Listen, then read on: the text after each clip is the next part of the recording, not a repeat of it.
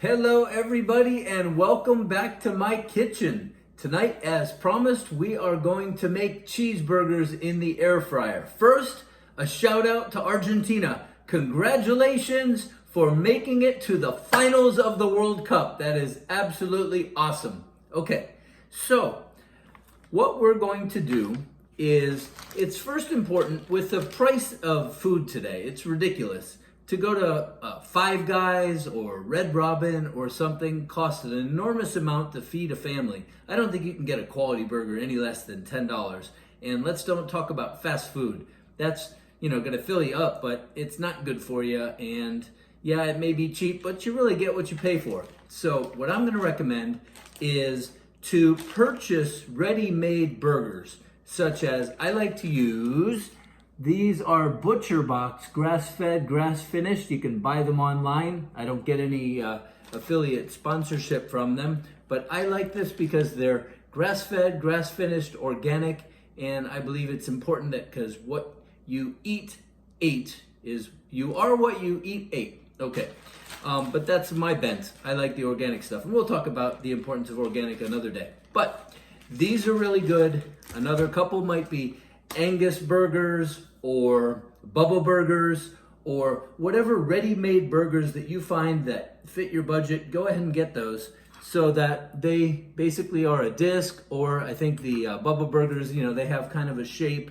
And para mi gente en Argentina, el famoso patty is okay to use too. All right. And then we're also going to need some cheese slices if you like cheese on your burger. So I've got, yet again, organic. And then the spice we're going to use is Montreal steak seasoning. This is fantastic on all beef, okay?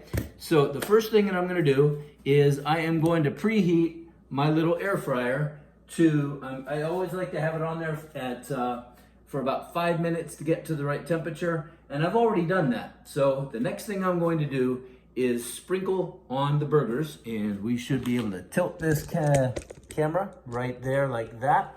I'm gonna take my Montreal steak seasoning, and the burgers are still frozen. And I recommend using the ready-made patties because they're uniform in shape, they're even throughout, whereas if you buy your own ground beef and make patties, inevitably they're gonna be thinner in some parts, thicker in other parts, and that ultimately doesn't cook the same. And so that's why I really like the ready-made ones. Ground beef you could use for the other pasta recipes that I put out there. So I'm gonna put this spice on both sides. It's got salt and pepper, it's got some spice, but you could also just use salt or pepper or any seasoning that you really like. All right, so once we've done that, now let's go over and put them in the machine. So next, we take our ready spiced patties and we put them in the machine. And you'll notice that they overlap a little bit at this time because they're bigger. They're going to shrink during the time. So I'm just going to put them in there any way that they fit. And you'll see that they don't all have space, but they will as time goes by. Okay, so I inserted the container back into the machine. And now I'm going to turn it on. So I hit the on button. And it tells me in the recipe to do it at 350, and that has always worked for me. And I need to make sure that it goes on the meat setting. And then we're going to do it for only 7 minutes per side is all you need. We're going to do it 7 minutes once, then we're going to take them out and flip it. So we hit start, and they are cooking the way that I put them in there. So we'll see you in 7 minutes. Okay, so 7 minutes has gone by, and without dropping the camera in there, that's what the burgers look like now. And so I'm simply going to use a tool that I forgot to mention a second ago, which is the grabbers, and I am going to flip them, okay? So here we go. In this case now, the burgers have shrunk just a little bit. Be careful, don't burn yourself on the rim. And so now they actually fit pretty flat. And I'm going to show you what they look like on the other side. And after I put these in for the next 7 minutes, which is how long the second side goes. And here's a trick too. Whenever you make hamburgers, or steak too, it will have blood on the top side, and that's how you know that it's ready to flip, okay? So that's what the other side looks like, and you can see that there's a lot more space there.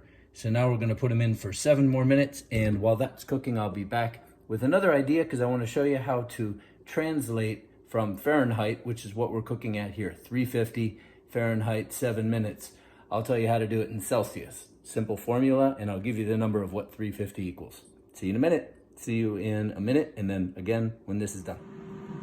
Okay, so if anybody likes to geek out on math, let me walk you through the conversion of Fahrenheit to Celsius. We take the temperature in Fahrenheit, subtract 32 from it, and divide that answer by 1.8, and it comes up with Celsius. So in our example, we all know that 212 in Fahrenheit is boiling water, minus 32 gives us 180. We divide that by 1.8, and that gives you 100. And I always use that to remind myself. There's a formula to go the other way, but we use that. So here, I took 350 minus 32, which gave me 318, and divided it by 1.8, and it came to 177.666, whatever. So I just rounded up to 177.